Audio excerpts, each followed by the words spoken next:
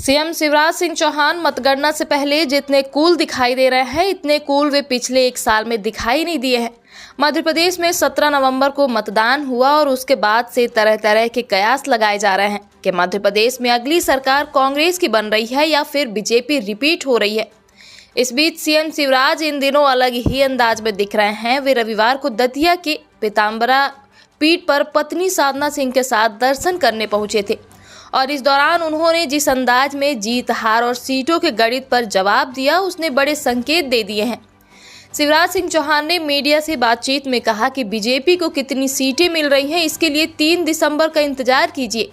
3 दिसंबर सभी को चौंका देगा और बीजेपी को लेकर जितने भी अनुमान अब तक लगाए गए वे सभी फेल हो जाएंगे और आप हैरान रह जाएंगे। ये बात बोलते वक्त सीएम शिवराज सिंह चौहान की बॉडी लैंग्वेज बहुत पॉजिटिव थी और वे काफ़ी खुश नजर आ रहे थे। मीडिया ने सीएम शिवराज सिंह चौहान से दूसरा सवाल किया कि कांग्रेस ईवीएम पर अभी से सवाल खड़े कर रही है और हर जिले में स्ट्रांग रूम के बाहर तंबू लगाकर ईवीएम की निगरानी कर रहे हैं और उनको बीजेपी पर संदेह है कि उनकी सरकार कुछ गड़बड़ी कर सकती है। इस गंभीर सवाल पर भी सीएम शिवराज सिंह चौहान विचलित नहीं हुए।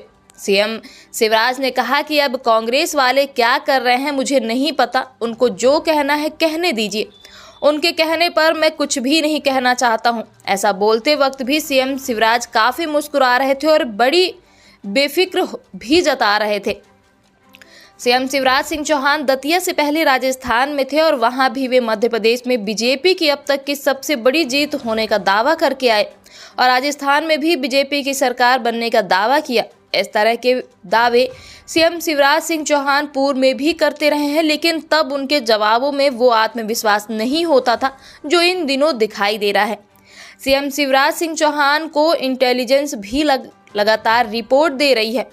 ऐसे में राजनीतिक पंडित अनुमान लगा रहे हैं कि सीएम शिवराज सिंह चौहान को कहीं न कहीं इस तरह के इनपुट मिल रहे हैं कि बीजेपी मध्य प्रदेश का चुनाव जीत सकती है। अब बीजेपी जीतेगी या नहीं, इसके लिए तो 3 दिसंबर का इंतजार करना ही होगा।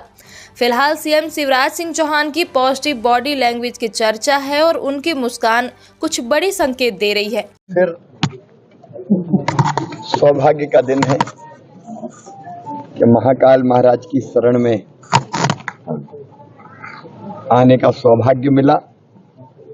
कल राजस्थान में चुनाव प्रचार समाप्त करके फिर मेरी स्वाभाविक इच्छा थी और बाबा ने बुलाया था तो उनके चरणों में प्रणाम करने, उनका आशीर्वाद लेने हम सब लोग आए और उनके चरणों में यही प्रार्थना की कि मध्य प्रदेश की जनता और देश की जनता भी सब सुखी हो, निरोग हो, मंगल हो, कल्याण हो और उनका आशीर्वाद ऐसा मिले कि सबका कल्याण लगातार जारी रहे। ये अद्भुत नगरी है और महाकाल महालोक की शोभा न्यारी है। तो मैंने कभी जी भर के महाकाल महालोक देख ही नहीं पाया।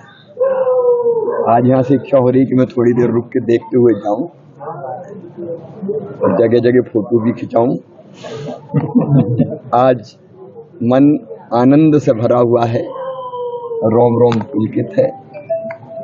बाबा का आशीर्वाद, माँ हरसिद्धि मैया का आशीर्वाद, मंगलनाथ जी का आशीर्वाद, यही काम करने की नई ताकत और ऊर्जा प्रदान करता है।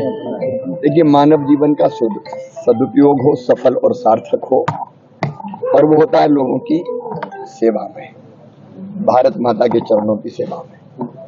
इसी भाव से भारतीय जनता पार्टी के हम सब कार्यकर्ता हैं, क्योंकि भारतीय जनता पार्टी ही अपने देश को प्रधानमंत्री श्रीमान नरेंद्र मोदी जी के नेतृत्व में एक वैभवशाली, गौरवशाली, संपन्न, समृद्ध और शक्तिशाली भारत का निर्माण हो रहा है और उस निर्माण में हम सब भी यथाशक्ति अपना अपना योगदान देते हैं।